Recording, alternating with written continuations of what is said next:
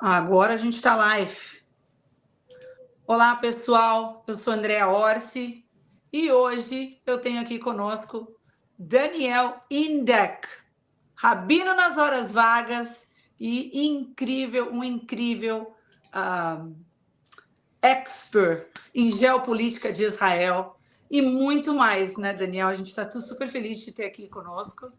E Gente, prazer é meu. você tá comigo aqui no YouTube, você está comigo no X, né? Então o pessoal do X também está aqui. Então a gente tem tanta pergunta, Daniel. É um prazer te ter aqui, primeiramente. Queria te agradecer pelo seu tempo.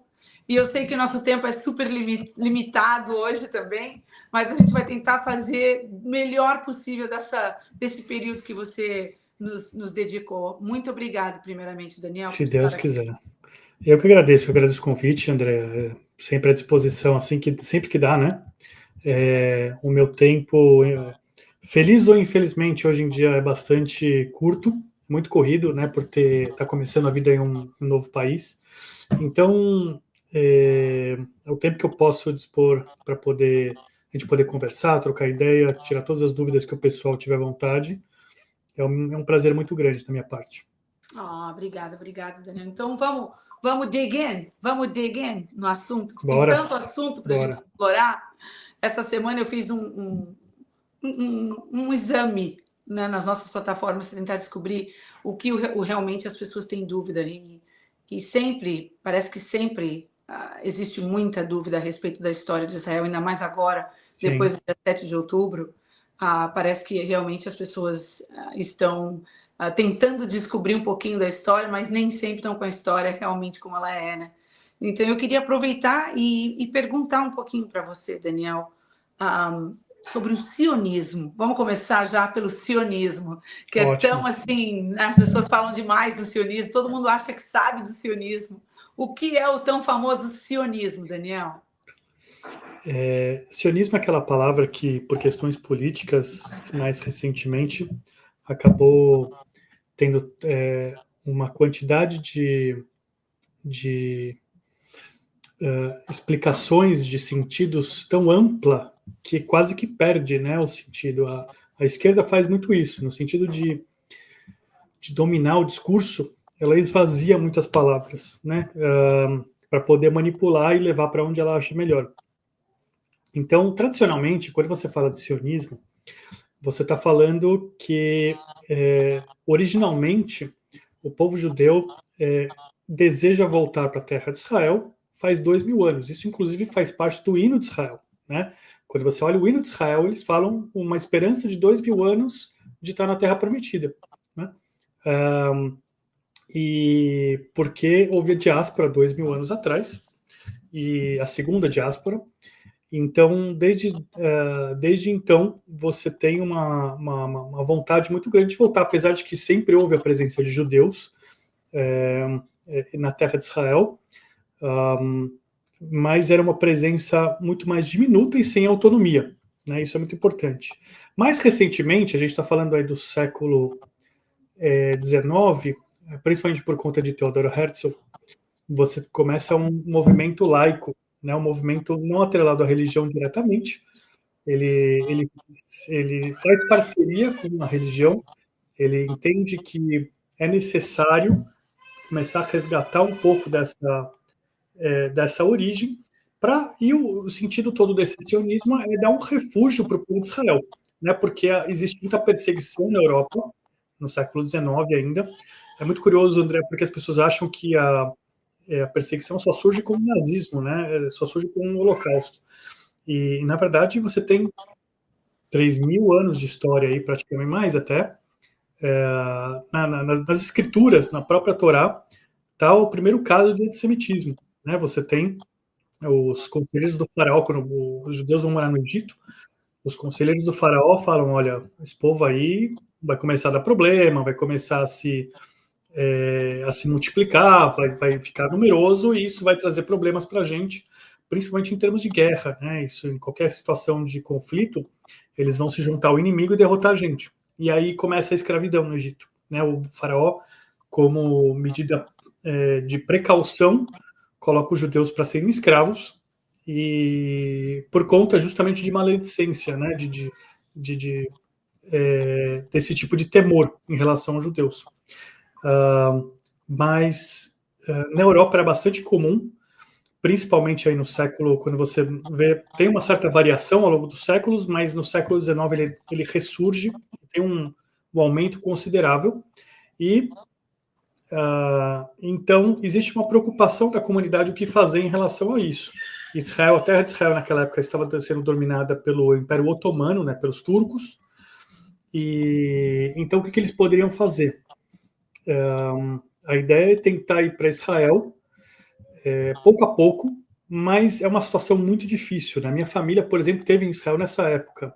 Eu tenho antepassados que foram mais de 100 anos atrás, foram comecinho do século XX, foram para Israel, foram morar em Jerusalém, mas era muito difícil, os turcos não davam nenhuma atenção, não tinha qualquer tipo de esforço de desenvolvimento, então a minha família começou a passar fome e teve que sair de lá, né? Então isso vai mudar quando existe uma pressão da comunidade judaica na Europa, quando você tem a Primeira Guerra Mundial e os britânicos tomam controle daquela terra, chamam de Palestina. Por quê? Porque justamente para não associar diretamente ao povo judeu, assim como os romanos tinham feito quando criam um nome Palestina, né? E então começa a ter uma pressão na Europa para que os judeus possam finalmente ter o seu lar e o seu refúgio, né? Isso, inclusive, era uma das acusações dos alemães. No início do nazismo, quando os nazistas sobem ao poder, acusam os judeus de serem traidores porque querem sair de lá, querem ir para ter a sua própria terra, não querem ser alemães de verdade. Então, o movimento sionista laico moderno, ele tenta ser uma continuação do movimento religioso, mas ele acaba sendo, inclusive, mais efetivo, no sentido de utilizar as ferramentas modernas de pressão política para poder fazer com que esse Estado de Israel aconteça, já que existia um movimento nacionalista na Europa muito forte, né? Países se tornando independentes, se tornando estruturas nacionais consolidadas, ao invés de pequenos grupos, burgos, né, feudos, enfim, você começa a ter uma transformação em grandes países, grandes movimentos nacionalistas, no caso da Alemanha, no caso da Itália, e então os judeus falam, bom, a gente também gostaria de ter o nosso espaço na Terra Prometida. Outros lugares também são considerados, já que estava sendo muito difícil conseguir Israel, mas no final acabam fechando, obviamente, com Israel. Por quê? Porque os britânicos aceitam, né? Por conta de uma negociação que é feita, principalmente pelo Barão de Rothschild. Então, os britânicos acabam aceitando isso, acabam cedendo à pressão e entendendo que tem que se dividir o território do que eles chamavam de Palestina e dividem em dois, né? O território árabe, que acaba virando um país chamado Jordânia, e o território que eles dariam para os judeus, que seria chamado de Israel, né? Um lar para os judeus. Você acha que essa divisão foi correta? Foi uma divisão que os dois lados ficaram felizes, né? Os judeus, mesmo que foi 80% desse território foi para os árabes, os judeus não se importaram porque estavam com o pedaço que eles tocavam, né? Que eles queriam, que era justamente o espaço entre o rio e o mar, né? O famoso espaço entre o rio e o mar. Então, que hoje é tanto um motivo de controvérsia. Ou seja, não dá para falar de sionismo sem trazer um pouco desse lado todo histórico do antissemitismo, né? Sim, certeza. E é importante a gente citar isso, porque as pessoas só falam, o sionismo a gente sabe que é o novo antissemitismo, que não é mais novo antissemitismo para nós, a gente já sabe que é o antissemitismo que já está aí de muitos anos. Sim. E eu achei interessante explicar, para mim, eu vejo o antissemitismo hoje como o antisionismo, o novo antissemitismo, que não é novo. Eu vejo assim, mas tem eu queria trazer, eu vou trazer várias coisinhas aqui para a gente fazer essa conversa ficar mais, para a gente tentar fazer um brush it up, né, em cima de tudo que a gente tem para falar.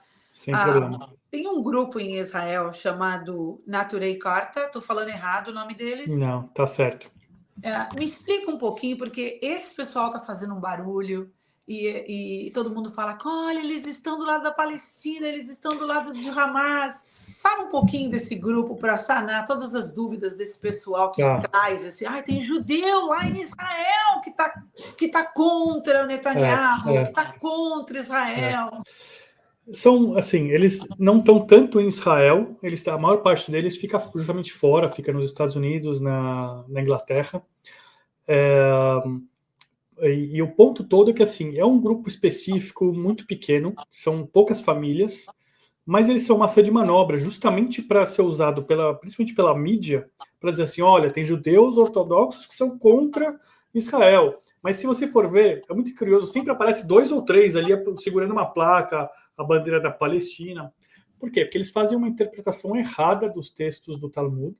Os rabinos, os grandes rabinos já corrigiram eles, já falaram que eles estão errados em fazer o que eles estão fazendo. Em Israel, eles sofrem muito como fala, backlash, são repreendidos, né, pelos grandes rabinos, porque eles prestam um grande desserviço à comunidade judaica mundial, né? Inclusive vão fazer acordos com o presidente do Irã e vem negar o Holocausto. Quer dizer, é bastante complexo o lado que eles estão tomando, porque eles são idiotas úteis e não sabem, né? Infelizmente são pessoas com uma capacidade intelectual bastante limitada, e simplesmente pelo fato de não seguirem os grandes rabinos aí já mostra muita coisa. Quer dizer, você vai ser um judeu ortodoxo e não ter os grandes rabinos de Israel como referência, isso já diz muito a respeito, né? Então, é uma pena. Uau! E é incrível, porque o que a gente mais recebe é esse pessoal realmente falando deles o tempo todo. Então eu fico, oh my goodness, o que a gente vai responder? Né? O que a gente vai falar? Né? Eles existem, não tem muito que a gente pode fazer, né? Eles estão lá. O que você pode falar, André, é falar assim, olha, maluco você tem em todo lado, né? Agora conta para mim no vídeo quantos são. Vê aí, quantos estão aparecendo aí? Sempre 2 ou 3. É verdade. É verdade. Eu queria te fazer uma outra pergunta, que muita gente mandou essa pergunta para mim. Então, acho que é importante a gente falar sobre isso. A direita sionista. Fala um pouquinho para mim da direita sionista, Daniel. Você diz dos judeus ou no mundo todo? Dos judeus. Tá. Entre os judeus, assim, infelizmente hoje você tem uma parte bastante considerável do povo judeu que é de esquerda, né? E acaba adotando as pautas de esquerda. Então acaba caindo na armadilha de ser contra Israel. Depois a gente pode até falar por que a esquerda é contra Israel. Mas a direita, ela entende o conceito de nacionalismo, valoriza a ideia de nacionalismo, né? E por isso acaba sendo até natural você ter uma compatibilização de agendas, né, com o sionismo. Então, só para você ter uma ideia, o Trump foi agora no governo dele, que passou, e ele foi o primeiro presidente que resolveu, digamos assim, ser bastante contundente nesse aspecto pró-Israel, de reconhecer Jerusalém como a capital e botar a embaixada lá, né? Isso, ponto 2, teve até aquela questão dos Abraham Accords, né, os acordos de Abraão, que avançou muito a diplomacia no Oriente Médio, e foi um dos principais motivos pela qual você tem hoje a derrocada do regime sírio, e na sequência você vai ter um problema muito sério para o regime do Irã também, né? Que eram os que estavam... Existia uma... até antes do governo Trump, você tinha um problema muito sério, que era o Irã e a Síria fazendo de tudo para obter o controle do Oriente Médio, né?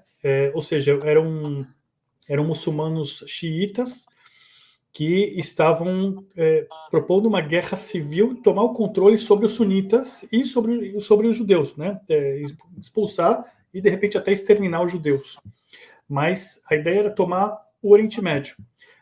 Com o governo Trump, houve uma reversão disso, né? Como você tem Israel se alinhando com a Arábia Saudita, com os Emirados Árabes.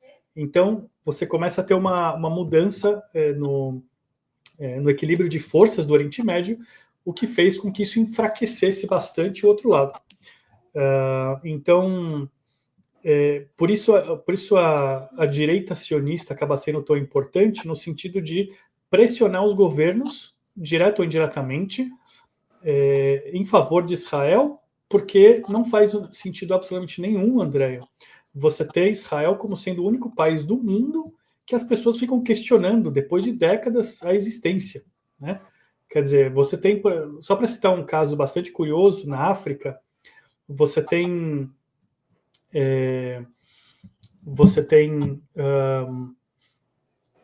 um caso muito interessante do Sudão, que você tem a perseguição dos cristãos, né? E por conta dos muçulmanos, e isso fez com que houvesse uma decisão de tornar independente uma parte do Sudão, onde tem os cristãos, para justamente poder resguardar o direito deles manterem a integridade deles, né? E aí houve uma votação e se separou o país em Sudão e Sudão do Sul. Quer dizer, se reconhece que uma autonomia nacional é importante muitas vezes para você ter um resguardo de uma determinada população, o que Israel, isso sempre é questionado, não faz sentido nenhum, né? Não tem lógica nenhuma. Então, por que Israel, por que o país dos judeus tem uma diferença tão grande em relação à percepção e ao direito às leis que outros povos, né? Por que a gente não pode ter autonomia? Por que a gente não pode ter o direito ao nosso próprio país? Por que isso tem que ser questionado, né? Israel é uma mentira, Israel não existe, isso que se tenta suplantar, né? E é aquela coisa, quando os judeus eles não estão sujeitos às leis que todos os outros povos estão, quando eles têm eles estão submetidos a um conjunto de regras diferentes dos outros povos, a gente tem um nome para isso, né? Que é antissemitismo. Uau! Incrível isso. Incrível. Vou te falar uma coisa, Daniel. É impressionante o quanto a gente precisa trazer você aqui e perguntar essas coisas, porque eu vou te falar uma coisa, é necessário. Toda essa informação ela é extremamente necessária. Fundamental. É fundamental, é fundamental. Me fala um pouquinho, dia 7 de outubro, Hamas. Vamos voltar lá para o dia 7 de outubro, Hamas. Grupo terrorista, não grupo terrorista, resistência. Fala um pouquinho para mim do Hamas. Acho que tem tanta gente. Eu sei, mas eu acho que tem muita gente na audiência que precisa saber. Tá, sem problema algum. O Hamas, para quem não sabe, ele surge como um braço da Irmandade Muçulmana, né, que tem no Egito. Ele é uma extensão, ele é um grupo que ele começa justamente difundindo em Gaza o Islã. Então ele tem escolas, ele tem instituições de caridade, e ele traz aspectos bons, e por isso Israel apoia num primeiro momento, né? Por quê? Porque vem fazer frente ao Fatah. O que é o Fatah? O Fatah é a antiga Organização para a Libertação da Palestina, né? Que é a organização que tinha o Yasser Arafat, que tem o Mahmoud Abbas, e eles são comunistas, eles foram treinados pela KGB, né? Então eles, na verdade, eles muito mais olham a perspectiva da Palestina, dessa ideia toda, sob uma perspectiva política e não religiosa. Então Israel entendeu num primeiro momento que o Hamas, por ser religioso, contraporia esse grupo, e de fato acabou sendo um adversário, mas o Hamas pegou para si a ideia, principalmente por conta de interferência externa, né, de ser insuflado aí por xiitas, para poder exterminar o povo de Israel, né? Eles tomaram para si como um objetivo, está no estatuto deles. Esse é o ponto todo. Por isso que você sabe que eles são terroristas, porque a própria concepção depois do Hamas como um grupo político, quando eles passam a se politizar e passam a atuar como partido, eles passam a adotar uma postura de exterminar o povo judeu. Então, por isso eles começam, por exemplo, a mandar mísseis para o lado de Israel, e por muitos anos fizeram isso, né, de maneira indiscriminada, e especialmente mirando escolas e hospitais, né? Eles se concentravam, inclusive, para você ter uma ideia, André, eles sabiam exatamente quando que as crianças estavam entrando e saindo da escola em Israel, e lançavam nesses horários, quando você tinha uma concentração de crianças do lado de fora da escola, para justamente causar pânico, causar terror. Então, eu visitei em 2 oportunidades a cidade de Sderot, que fica quase na fronteira com Gaza, e a população lá, por conta desses anos todos, se desgastou muito, né? A população da cidade diminuiu bastante, as pessoas fugiram de lá. Quem ficou, ficou porque não tinha condição de sair, condição econômica de sair. Então, as pessoas têm sequelas psicológicas disso. Uma cidade, imagina, uma cidade inteira. Eu fui numa casa que tinha um furo enorme no telhado, porque caiu bem na sala de jantar, na hora. Graças a Deus a família não estava lá, mas caiu um míssil lá, e você vê a quantidade de mísseis, eles não têm mais o que fazer com aquilo, eles estão juntando, acabam doando para fazer todo tipo de arte, justamente para, de alguma forma, tentar transformar isso em algo positivo. Mas o Hamas sempre foi isso, sempre foi essa organização terrorista. Qual que é a definição de terrorismo? Sempre foi, né? Sempre. Então, qual a definição de terrorismo? Terrorismo, basicamente, a definição que eu tenho é que é um determinado grupo, organização, que pratica algo que é criminoso, inclusive em guerra. Se é algo que, inclusive, faz coisas fora da guerra, que é crime, inclusive, de guerra. Então, a gente sabe que numa guerra você não pode atacar civis, né, indiscriminadamente. Sempre acontece de você ter vítimas em conflitos, são vítimas colaterais, né? Ou seja, você vai explodir um determinado QG do inimigo e acaba pegando pessoas próximas. Você, infelizmente, sempre vai ter esse dano colateral. Agora, quando você tem como alvo civis, inclusive crianças, isso é crime de guerra. E aí, quando você faz isso fora de um ambiente de guerra, isso é chamado de terrorismo, né? Então, são coisas desse nível. Então, existe uma diferença muito grande, porque, assim, quando se acontece alguma coisa aqui em Israel, o povo faz alguma coisa que é errado, então você tem, por exemplo, um policial, que isso aconteceu recentemente, policiais torturando um palestino na prisão. Isso vira um caso nacional, as pessoas são contra, vai ser julgado, vai ser punido, porque não é parte da lei, isso é bastante condenado. Agora, quando você tem isso do outro lado, essa diferença é bastante significativa, né? Então você tem comemoração, você tem fogos, você tem a pessoa vira um herói. Se ele é morto, ele vira um mártir, vira nome de rua, a família é sustentada pelo governo do Hamas, né? Uhum. Então, 7 de outubro, voltando só para completar com a sua pergunta, Sim. 7 de outubro é um episódio bastante triste, Muito. porque a gente ainda não sabe exatamente o que aconteceu, no sentido de por que conseguiram fazer isso. Ainda vai ser investigado conforme o conflito diminuir.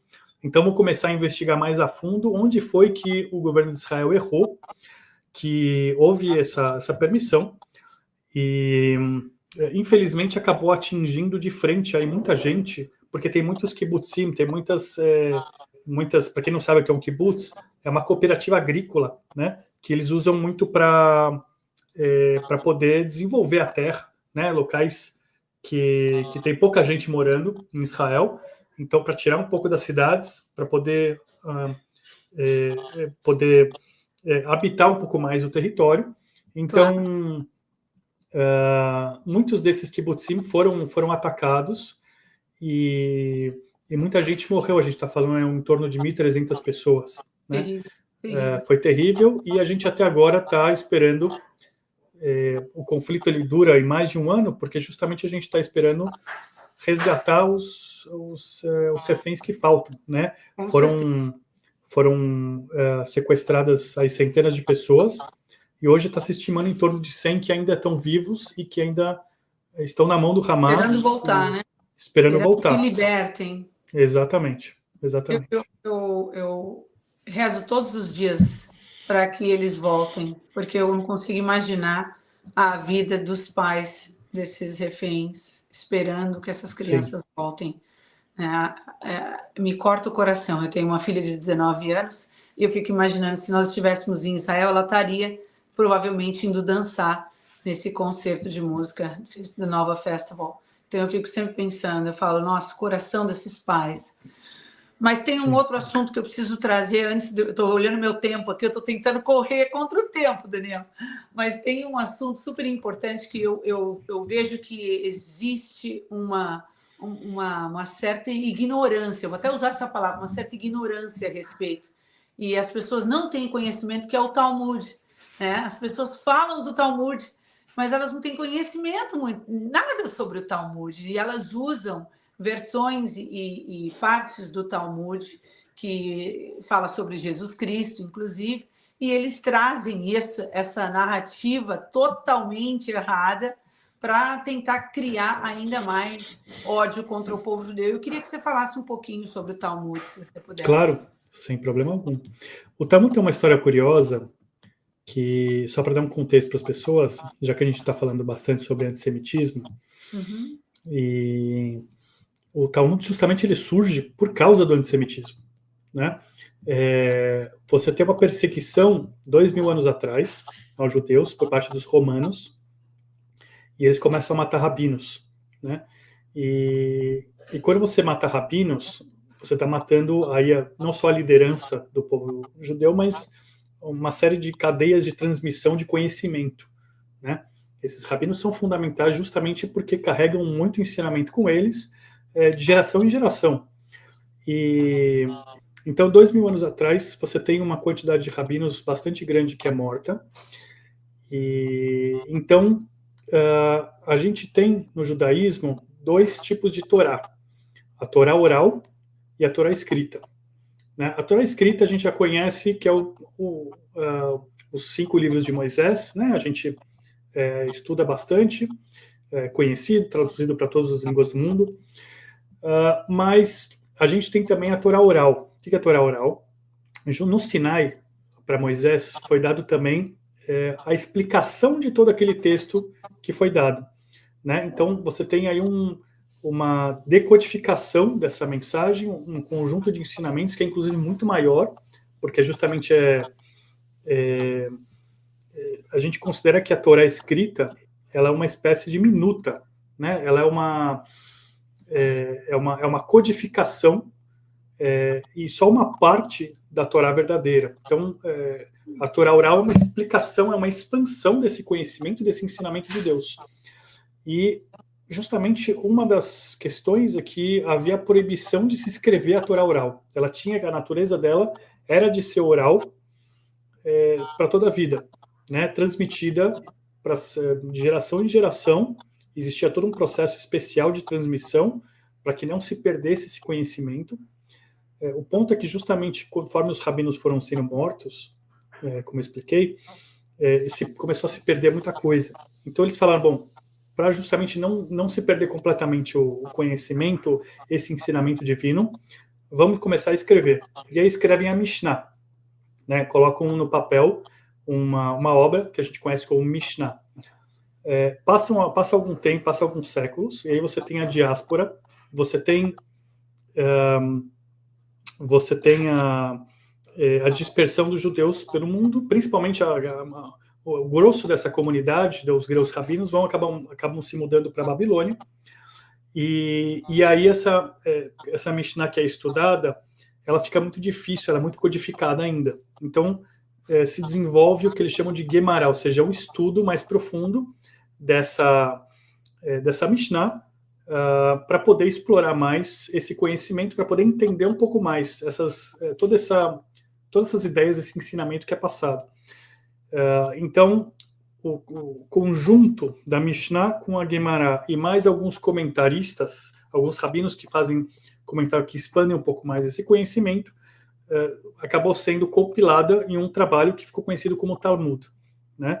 Talmud vem do verbo lilmod. Lilmod é estudar. Então, uma espécie, é uma forma de estudo dos ensinamentos divinos. Eles não são leis. Então, as pessoas confundem, as pessoas hoje em dia, quando vão usar para atacar os judeus, elas justamente carecem da informação principal, o que é o Talmud. O Talmud, para nós, é uma maneira de você entender como funciona a base, os fundamentos para a discussão da lei judaica, a Halachá, e também uma base da conduta moral, né? Mas você não tira as leis de lá.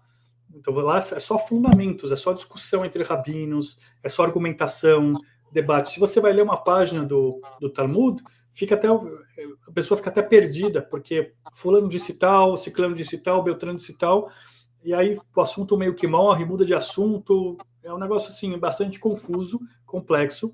Só depois, quando vão fazer uma compilação de leis com base nisso, aí sim você consegue tirar de que maneira os rabinos entendem aquilo que os rabinos anteriores, os rabinos do Talmud, o que eles queriam dizer, né? E aí você tem o Shulchan Aruch, por exemplo.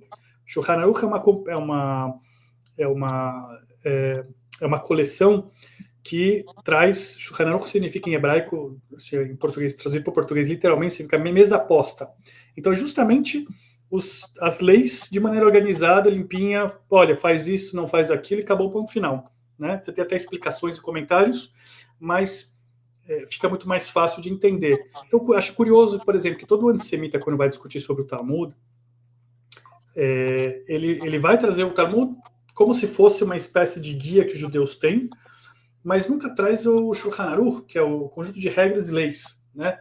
Por que será? Porque realmente, se você olhar as leis, aquilo que efetivamente é tirado do Talmud para efeito prático, não vai ter nenhuma dessas maluquices que eles dizem que tem, né? Não confirma, né? Então, por exemplo, quando fala assim, porque o Talmud fala que pode ter relação com uma menina de 3 anos de idade. É mentira, o Talmud nunca diz isso, mas fala assim, tá bom, então procura no Shulchan Aruch, procura em outras obras de Halachá, de lei judaica, aonde me fala que eu posso, porque lá tá bem descrito direitinho, bonitinho, tá bem organizado, inclusive, daquilo que realmente a gente traz para a prática, que a gente acaba praticando hoje em dia. Né? Seria o ensino, né? Isso, exatamente. O ensino, então, tá não trazem.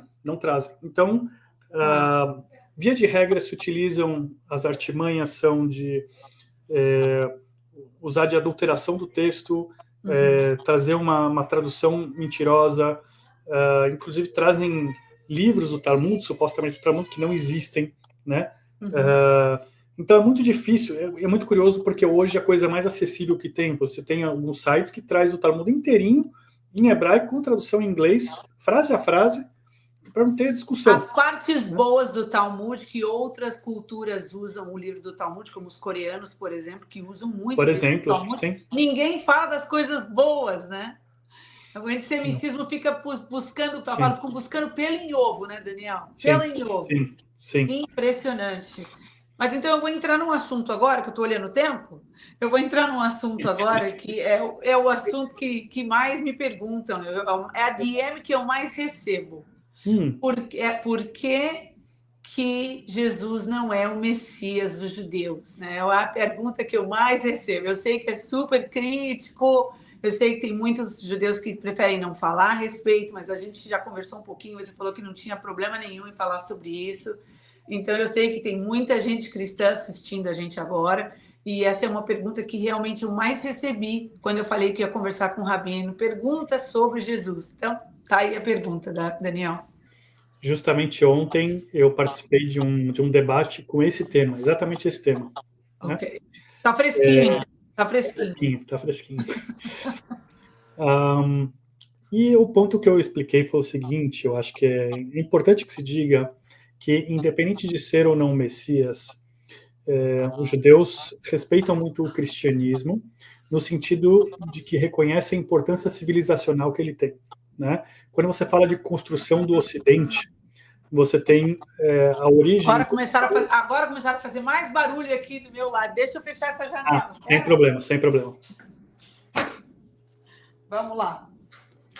Mas aqui a gente faz ao vivo, então tudo acontece, né? Sempre assim, é sempre assim.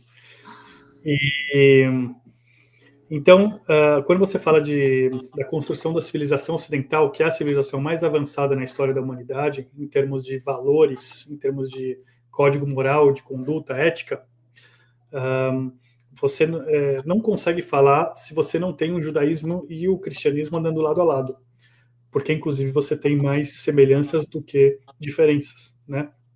Até brinquei ontem, eu falei... por mais que a diferença é que o cristão ele entende que o Messias já veio, na verdade os dois estão esperando para que ele venha, seja de novo ou pela primeira vez, né? A diferença é muito pequena, na verdade, nesse aspecto. É único, né? Isso é uma coincidência única. Isso.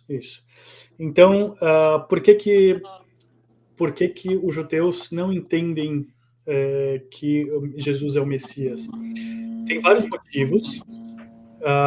Um dos motivos é o seguinte: a gente entende que ele não cumpre os requisitos necessários, né? Então, por exemplo, a gente fala que Jesus tem que ser descendente do rei Davi, e existe essa questão,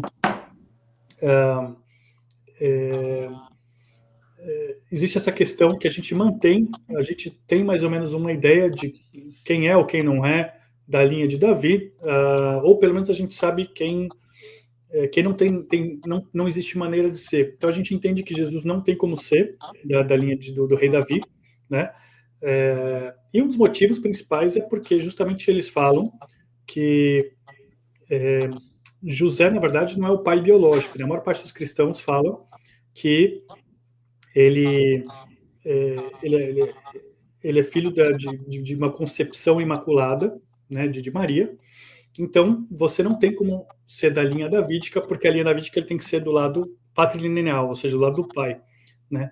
Então, não funciona e não fecha nesse sentido. A outra coisa é o seguinte, também se fala que Jesus, ou, enfim, quem quer que seja o que se declare o Messias, quando ele vier, a gente entende que vai ter o capítulo 11 de Isaías totalmente cumprido. O que é o capítulo 11 de Isaías? Fala que o lobo vai se deitar com o cordeiro, enfim, é uma linguagem poética para dizer que vai ter paz, não vai ter problemas no mundo. A gente fala, a tradição judaica, que não vai ter mais doenças, não vai ter mais morte. Então, se realmente tivesse surgido o Messias, a gente já teria uma situação ideal nesse aspecto, né? Isso não aconteceu. Já haveria mais paz, é isso? Não só mais paz, não haveria mais guerra, né? Inclusive, tem um versículo, se você vai no prédio da ONU, lá em Nova York, quando você entra, logo na entrada, eu já fui uma vez, fiz um tour, logo na entrada, na fachada, você tem um versículo da Torá. Tem aquele versículo, Isaías 2:4. Ele fala o seguinte, e nação não levantará a espada contra a nação, e os homens não aprenderão mais a guerra, né? Então, é uma profecia que fala que na época messiânica, não haverá guerra, né? Não haverá doenças, não haverá morte, vai ser uma realidade completamente distinta para a humanidade. Isso não aconteceu. Infelizmente, é o que eu falei ontem, eu gostaria muito que fosse realidade, eu gostaria muito que já tivesse acontecido, mas infelizmente não aconteceu, né?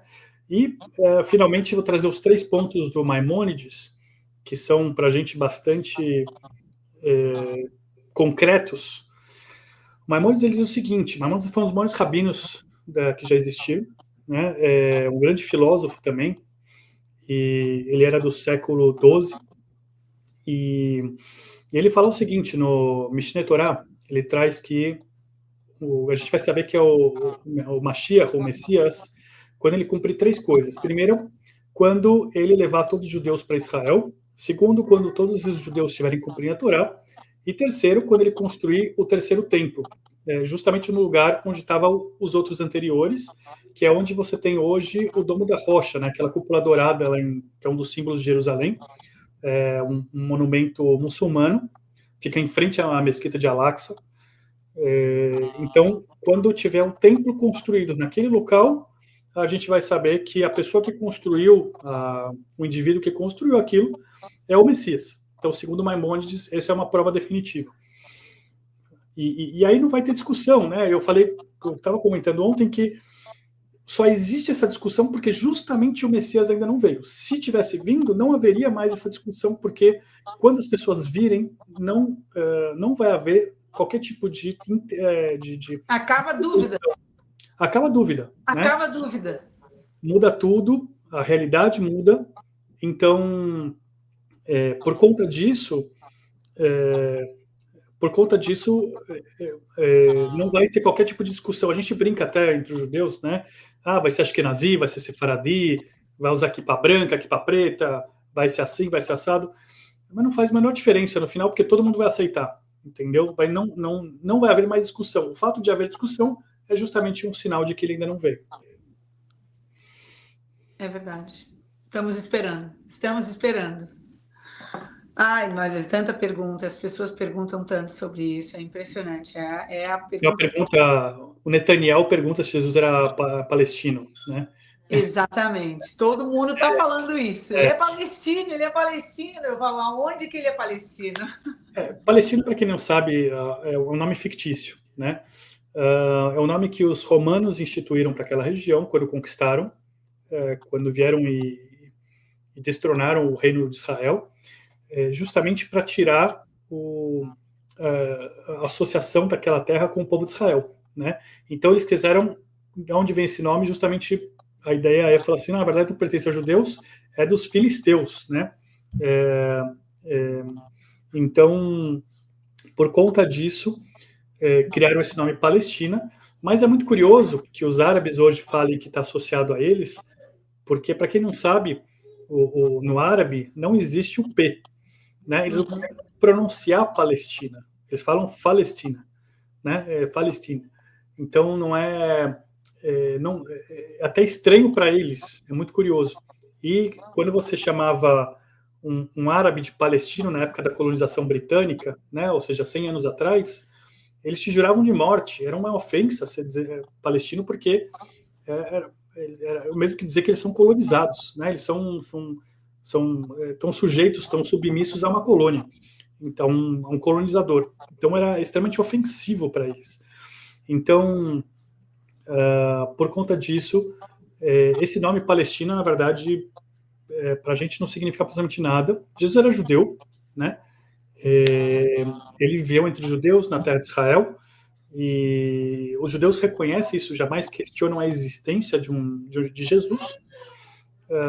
É só uma questão justamente se ele é o Messias ou não. E os judeus dizem que ele não cumpriu os critérios, e por conta disso a gente não aceita. A gente adoraria aceitar. A gente espera todos os dias ansiosamente pela vinda do Messias. Jamais rejeitaríamos o verdadeiro, né? Não faz o menor sentido, porque uma das coisas que a gente mais quer que toda essa história acabe, esse sofrimento. Imagina, toda essa perseguição, você perguntou do 7 de outubro, jamais teria acontecido o 7 de outubro se o Messias estivesse aqui, né? Então, para nós é bastante evidente, bastante claro que no momento que ele vier vai ser uma felicidade incomensurável. Um alívio para todo mundo, né? Sim, vai ser um alívio para todo mundo. Eu acho também que eu vejo assim que a gente tem que buscar mais os que nos trazem juntos, sabe? No que nos une. Nós devemos buscar mais o que nos une, não o que nos separa. Eu até digo, em tempos como agora, onde existe tanta divisão, a gente tem que estar buscando coisas que nos unem. Nós temos os mesmos valores familiares, né? Nós todos estamos esperando o Messias, como você mesmo falou, nós estamos esperando que o Messias venha. Então, assim, eu acho que tem tanta coisa maravilhosa que a gente tem que se inspirar nisso e tentar buscar esse amor entre o judeu e o cristão. Eu venho trabalhando muito nisso. E eu acho que é muito importante em tempos como agora, que nós estamos vivendo tantas guerras. e onde nós temos um inimigo em comum, nós sabemos disso, nós temos isso vai ser um assunto para um outro período, que é muita coisa para falar sobre esse inimigo em comum que o cristão e o judeu têm. Nós vamos falar sobre isso, mas não vai ser hoje. Mas eu queria que você desse uma olhadinha nesse vídeo, Daniel. Eu vou te fazer uma pergunta, dá uma olhadinha nesse vídeo. Tá. Here's what I will do to defeat anti-Semitism and defend our Jewish citizens in America. My first week back in the Oval Office, my administration will inform every college president that if you do not end anti-Semitic propaganda, they will lose their accreditation and federal taxpayer support. Truth is, you don't have to do much after that. When you do that, it's going to work miracles. Please sit down. We will not subsidize the creation of terrorist sympathizers, and we're not going to do it certainly on American soil. We're not going to do it anywhere. Next, I will inform every educational institution in our land that if they permit violence, harassment, or threats against Jewish students, the schools will be held accountable for violations of the civil rights law. Very important. Jewish Americans must have equal protection under the law. They're going to get it. Uau! Vamos falar um pouquinho sobre si. Você sentiu que depois que o Trump entrou, se sentiu mais seguro? Você falou, uau, agora eu tenho alguém do meu lado? Me conta um pouquinho, qual o sentimento disso? Eu já tinha visto esse vídeo. O que me impressionou mais não foi tanto a postura do Trump, porque já se esperava esse tipo de postura dele. Então é algo que a gente já tinha acomodado. Ele já disse isso, por exemplo, na campanha, falando nos debates, né? Mas o que me impressionou foi que, dessa vez, diferentemente do governo anterior, porque ele mesmo diz que estava cercado de pessoas que ele não conhecia, dessa vez ele fez uma filtragem muito maior, ele já conhece muito melhor as pessoas que estão ao redor dele, então me impressionou bastante as pessoas que ele escolheu para lidarem com a questão de Israel, né? Seja o ministro das Relações Exteriores, o embaixador de Israel, que já chegaram metendo o pé na porta e falando coisas, não, isso aqui não, por exemplo, não existe Cisjordânia, é Judéia e Samária, né? Não, porque Palestina é uma invenção, que é um discurso que a gente sabe que é verdadeiro, mas nunca foi adotado oficialmente por nenhum governo, né? É uma loucura isso. Como o mundo comprou essa propaganda soviética de maneira tão fácil, e engoliu isso, e então se vem alguém e fala aquilo que é real, fala a realidade concreta, até de se espantar. Então isso me surpreendeu positivamente muito, André. Então eu acho que assim, estou muito otimista nesse sentido, estou esperando ansiosamente para o 20 de janeiro, né, quando ele assumiu o poder finalmente. E essa questão justamente que ele traz no vídeo das universidades é um absurdo tremendo, não porque as universidades adotaram uma postura antissemita, mas porque existe apoio tácito do Estado, né? Ou seja, existe o subsídio estatal para eles fazerem esses absurdos. Quer dizer, o governo, imagina o contribuinte americano, independente de ser de direita, de esquerda, judeu, muçulmano, o que quer que seja, está pagando impostos para que o governo dê para as universidades para que elas produzam propaganda antissemita. Sim. Isso é muito louco. Isso é muito Sim. louco. Então, tá bom, vocês querem ser antissemita? Tudo bem. Então, pelo menos não vão ter apoio, não vão ter qualquer tipo de ajuda do governo. Então, vocês que paguem as próprias contas, vocês que se virem, né? E aí a gente vai ver como a coisa vai acontecer. O que ele falou, a coisa vai se ordenar sozinho, né? Você nem precisa proibir o discurso, que realmente seria um tiro no pé, você proibir o discurso. Isso está acontecendo em alguns países. Na Alemanha, por exemplo, estão perseguindo agora protestos pró-Palestina. Não dá em nada, não ajuda, não resolve o problema no longo prazo. O que vai resolver é justamente o que ele está fazendo. Ele fala assim, olha, a gente só tira a tua tomada. Vocês querem brincar, querem fazer palhaçada? Tá bom, mas façam por conta própria, né? Façam com seus próprios recursos. Aí a gente vai ver como é que vai... Como os doadores judeus já tiraram o carro, né? Já falaram que não vão mais ajudar, porque justamente estão com existe essa postura extremamente negativa em relação aos judeus. Inclusive, não tem nada a ver... Aí você vê, por exemplo, André, que é fundamental, não é uma questão anti-Israel, não é uma questão anti-sionista, é antissemita mesmo. Por quê? Porque eles foram atrás de alunos judeus, de professores judeus que nunca declararam a postura em relação a Israel. Alguns deles, inclusive, falaram: olha, eu não apoio o governo Benjamin Netanyahu, eu não apoio o Estado de Israel. E não adiantou. Foram impedidos de ter aulas, foram retirados das salas, tiveram suas liberdades cerceadas, né? Foram perseguidos simplesmente pelo fato de serem judeus. Aí você sabe que é antissemitismo puro, né? Esse antissionismo é só uma desculpa. É uma forma moderna de você dar uma volta no tabu de você ser antissemita, né? Para muita gente, eu não sou antissemita. É sim. Estou criticando o Estado de Israel. Tá bom, você critica quantos estados? Você critica quantos outros países? Você sabe qual a situação hoje, por exemplo, no Sri Lanka? Qual a sua posição a respeito? Né? Você nem sabe. Então, por que você só se preocupa especificamente com os palestinos e que moram em Israel? Né? Ou pelo menos nos territórios em disputa. Por que só esses palestinos importam? Nem os palestinos, por exemplo, que moram na Jordânia, que recentemente, uns anos atrás, perderam o governo jordaniano foi lá e retirou a cidadania jordaniana deles. Ninguém falou nada, ninguém deu um pio, ninguém ficou sabendo. Ninguém falou nada. Ninguém está falando nada da Nigéria. Né? Olha ninguém quanta gente está morrendo na Nigéria, no Sudão, exatamente. na Síria. Olha quanta gente está morrendo. Quantos cristãos encontraram na Síria ontem? Sim, exatamente. Ninguém está falando nada, né? Mas quando é judeu, aí sim dá notícia. Exatamente. E aí cai naquela estratégia, só para complementar, fazer um parênteses, é curioso porque qual que é a estratégia que foi adotada por essa turma? Que se você pegasse nos anos 60, 70, que Israel era muito atacado pelos países árabes, tinham as guerras, né, se juntavam todos os governos vizinhos para atacar Israel, então você falava em conflito árabe-israelense. Né? Isso não... Agora, de repente, mudou. Nos anos 80, lá para os anos 80, mudou o enfoque. Por quê? Porque você olhava o mapa do Oriente Médio, via Israel pequenininho, né, todos os países em volta atacando, as pessoas se apiadavam de Israel. Então, existe uma tendência natural do ser humano de se apiadar, de ter uma conexão emocional mais forte com a vítima, né, com aquele que é oprimido, com aquele que é atacado, etc. Então, eles inverteram a situação. Então, o que eles fizeram? Quando você usa só os palestinos, quando você fala só dos palestinos, você inverteu o mapa, inclusive. Você estende Israel, você põe só Israel na tela, e aí você fala, tem os palestinos aqui em Gaza, aqui na Cisjordânia, etc. Então parece que o Israel é o malvadão da história, claro. E os palestinos são os coitadinhos. Claro. Então é uma inversão da perspectiva para justamente manipulação da opinião pública. Com certeza. Agora eu já estou olhando aqui no tempinho, que falta só 8 minutos. Eu queria te perguntar uma coisa, Daniel.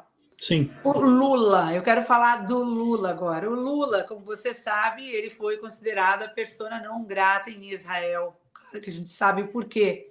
Mas eu queria te dizer, você acredita que o Brasil tem esperanças? Qual é a esperança que você vê com a sua experiência em geopolítica? Qual é a sua esperança que você vê para o Brasil, sabendo que hoje nós já temos um presidente extremamente antissemita? O que você acha que o Brasil está precisando? De um outro Trump? Qual é o nosso Trump? É uma pergunta boa. É um pouco complexa, porque o Brasil está numa situação bastante complexa. Né? Não é só o Lula. Quem, na verdade, manda no país, que a gente sabe que não é hoje o Lula está seguindo ordens, é o judiciário. O judiciário também está composto de comunistas antissemitas, né? Tem inclusive 2 judeus lá, mas não resolve muito, não adianta muito. Então, é um problema sério que a gente está passando no Brasil, né? E é um momento difícil que eu acho que vai mudar. O que eu estou esperando ver é justamente como vai se dar com o governo Trump. Como que isso vai acontecer agora, quando o Trump hoje mesmo estava falando sobre aumentar as tarifas do Brasil, porque o Brasil está cobrando muita tarifa dos Estados Unidos, então pode aplicar uma reciprocidade e aumentar as tarifas do Brasil para importação de produtos brasileiros. Isso vai causar uma onda gigantesca no Brasil, né? Ele está partindo para cima do governo brasileiro e vai ser até mais forte a partir do momento que ele assumir. Vai fazer uma pressão muito grande, porque o que o Brasil precisava hoje, você precisa de um governo que ele não necessariamente precisa ser pró-Israel de carteirinha, né? Você não sabe se, por exemplo, o governo Milei na Argentina, eles são fanáticos, o Javier Milei é fanático por Israel, ele está se convertendo ao judaísmo, é uma pessoa que realmente abraça a causa, mas nem precisa. Se você pega, por exemplo, o presidente de El Salvador, Nayib Bukele, que tem feito um governo fantástico lá no país dele, ele, inclusive, é de origem palestina e apoia Israel. Sim, né? sim. Então, se você justamente fizer esse papel de tratar Israel da mesma forma que você trata outros países, né, de maneira um pouco mais equilibrada, de maneira um pouco mais consciente, mais racional, muito menos emocional, já ajuda bastante, né? Com certeza. Porque não faz o menor sentido tratar Israel da maneira com que o Brasil trata, ou esses países antissemitas tratam. Que tratem como tratam os outros, com normalidade. Exatamente. Apesar que eu vou te dizer uma coisa, está funcionou para o Trump e funcionou para o Milley. Então, eu acho que fica uma receita de bolo aí para o próximo candidato de direita, que eu particularmente espero que seja o Bolsonaro. Eu espero que tá aí a receita do bolo. Eu acho que você tem que ficar do lado de Israel, porque como eu sempre digo, nessa luta que nós estamos vivendo hoje, eu vejo o bem e o mal, a escuridão e a luz. Eu vejo assim no lado espiritual. E eu vou deixar esses últimos 5 minutos para você me levar isso para o lado espiritual. Como é que você vê? Você vê também essa coisa de escuridão e luz? Sem dúvida alguma. A gente vive uma época que, para muita gente, está cada vez mais claro que a gente vive uma guerra do bem contra o mal, né?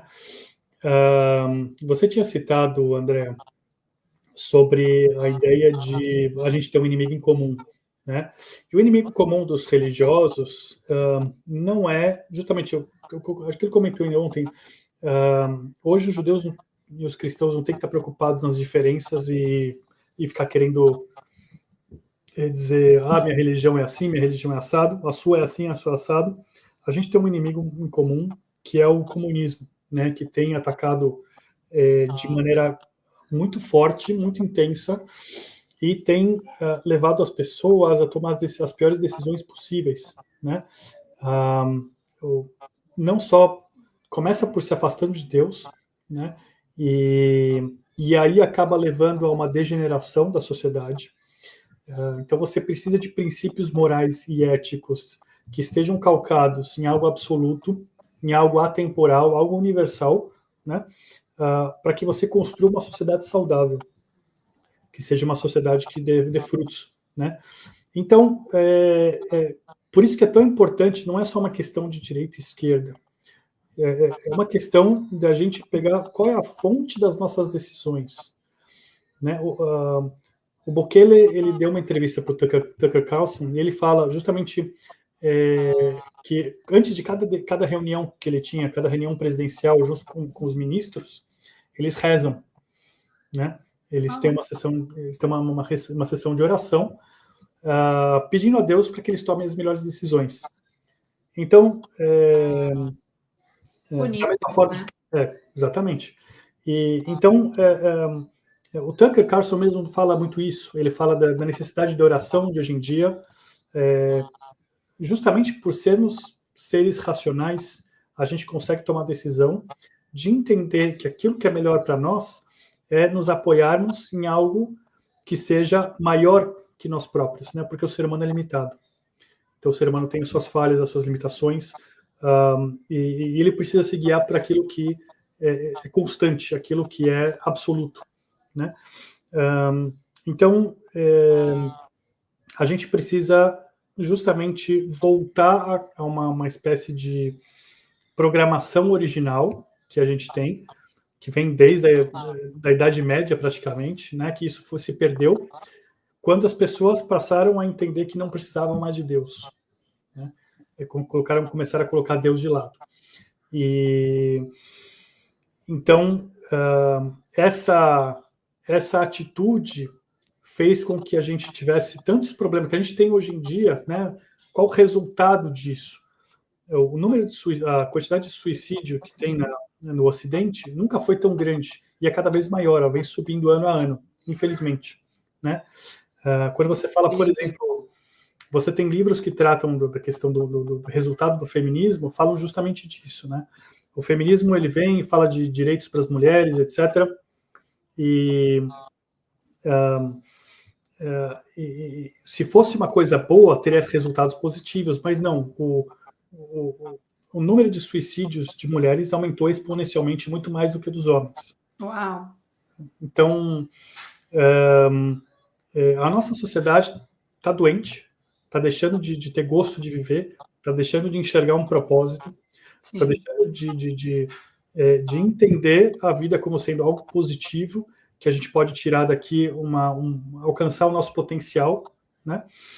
E por conta disso, André, justamente a gente se espanta quando a gente vê as notícias com tanta brutalidade, com tanta loucura por aí fora, que justamente é uma sociedade desgovernada nesse momento, né? Intelectualmente e moralmente desgovernada, né?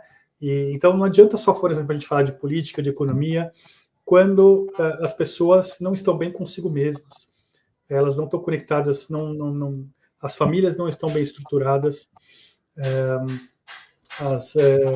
a educação tem sido usada como uma ferramenta ideológica, você tem a guerra sendo incentivada, né, em muitos casos, você tem exatamente o oposto, né, o direito à vida, por exemplo, tem sido cada vez mais questionado.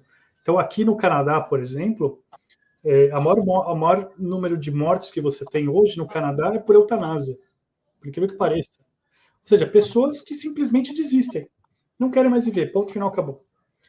Então, isso é promovido pelo governo, é abertamente promovido pelo governo, né? Já tem gente que fala assim, olha, tô com problemas, tô com muitas dívidas, não tô conseguindo me manter. O governo, ao invés de ajudar a pessoa a se reerguer, fala, que tal suicídio? Não. De verdade. Então, por isso que nós estamos nessa batalha, é luz e escuridão. E a gente tem que fazer de tudo para que a vida tenha esse valor incrível, para que a gente veja a vida como algo lindo e não abrir mão dessa luz maravilhosa, dessa oportunidade que nós estamos tendo de estar aqui, né? E fazer o melhor um ao outro, né? Fazer sempre o bem um ao outro. Sim. Eu diria que o grande segredo, para encerrar, André, é que as pessoas talvez não saibam, mas a luz sempre vai ser muito mais forte que a escuridão. Sempre. Então, basta uma única fonte de luz para iluminar todo o ambiente. Então você já não posso deixar você seguir sem dar aquela dica. Nós estamos entrando num período agora, eu sei que nós já estamos em cima da hora, mas eu tenho que fazer essa pergunta para o pessoal lá do X, porque eu vou fazer essa questão para eles amanhã no bingo. Então, eu preciso que você fale um pouquinho sobre o Festival das Luzes, né? Da Hanukkah. Boa conexão, bom gancho. Justamente agora a gente vai entrar, os judeus, nos próximos dias, mais especificamente na noite do dia 25 de dezembro, nesse ano, né? Porque o calendário judaico ele é diferente do calendário gregoriano, eles têm uma diferença, e esse ano vai cair Hanukkah, vai cair no dia 25, ele começa no dia 25 de dezembro, e ele dura durante 8 dias, e vai ser acendida a Hanukkah, né? Bem rapidamente, você tem sempre se fala sobre o desafio que foi para os judeus naquela época, a gente está falando aí de 2.500 anos atrás, houve uma perseguição bastante grande por parte de um império helênico, querendo impor ideologicamente a sua cultura sobre Israel, então proibindo os judeus de praticar mandamentos, de estudar a Torá, e então trazendo a escuridão, basicamente. Então, eles acabaram, depois que eles entraram no templo, eles violaram o templo sagrado, a casa de Deus, E quando os judeus se levantaram, houve uma revolta, né? Ficou conhecido como a Revolta dos Macabeus, que foi uma família especificamente que liderou toda essa revolta. Acabaram conseguindo debelar esse controle helênico, né? E quando eles entraram no templo para poder recomeçar os serviços do templo, eles foram acender a menorá, que era gigantesca, tem uma menorá enorme que ficava no templo, de ouro, e eles não encontraram nenhum potinho de óleo, né, que tivesse disponível, de azeite, desculpa, que não tivesse disponível, e para produzir aquele azeite ia levar 8 dias. Então eles falaram, bom, a gente acende hoje, a gente faz o que a gente pode, a gente vai acender hoje, e na primeira oportunidade, o que durar, né? Exatamente. Então eles acenderam e durou os 8 dias que foi necessário para repor o estoque, para continuar, para poder acender o resto e fazer a menorá continuar funcionando. O milagre da menorá, ele é importante pelo seguinte: quando eles vencem a guerra, a gente acha muitas vezes, venceu a guerra porque foi mais inteligente, porque tinha melhores táticas, ou porque foi de repente tinha uma força maior. Mas não, aqui a Hanukkah, o milagre da Hanukkah vem mostrar para a gente que Deus estava conosco, né? É um símbolo, para falar assim, da mesma forma que aqui eu estou mostrando que tem um milagre na Hanukkah, então, nessa história toda, eu estava com vocês e eu ajudei vocês e eu entreguei a guerra na mão de vocês, né? Então, a guerra que foi o milagre principal, mas como um símbolo, como reconhecimento disso, a gente acende hoje, a partir de então, a gente acende a Hanukkah, a gente acende essas 8 velas, né? Cada dia uma a mais, para poder demonstrar isso, né? E por isso que é importante a gente estar sempre promovendo a luz sobre a escuridão, né? O conhecimento sobre a ignorância. Então, conhecimento, principalmente o conhecimento de Deus, né? Sobre a ignorância, que é o que prevalece, infelizmente, no mundo de hoje em dia. É verdade, Daniel, é verdade, toda razão. Temos que continuar aí trazendo luz, né? Ensinando sim. Luz, né? Mostrando luz. A gente tem que caminhar na luz. Tudo isso é muito importante. Sim. Bom, eu não tenho palavras para te agradecer. Foi incrível, foi rápido, mas acho que deu para a gente tirar um pouquinho. Com certeza tem que ter que ir de volta, a gente tem que navegar mais profundamente em todos esses temas. Mas eu achei que para a abertura do canal, ter você aqui para falar um pouquinho sobre tudo, foi um presente do Eterno para a gente. Muito obrigada. Feliz Hanukkah para vocês e seus filhos. Muito obrigado para você também. E a gente se encontra e a gente fala mais, porque a gente ainda tem que falar de Kabbalah. Se Deus quiser. A gente vai ter que entrar de novo aqui para falar só de Kabbalah, porque eu sei que a Kabbalah é enorme, tem muita coisa para falar de Kabbalah. Sim. Todos esses temas, na verdade, eles trazem assim, muitas questões. E eu tenho certeza que a gente ficaria aqui horas falando sobre todos eles. Mas a gente vai voltar. A gente vai voltar, né, Daniel? Deus quiser. Um dia a gente vai voltar. Vamos marcar e a gente vai voltar a fazer um segundo episódio de Daniel. Se Deus quiser. Muito obrigada, viu? Eu que agradeço. Até mais. Tchau, tchau. Até mais. Tchau.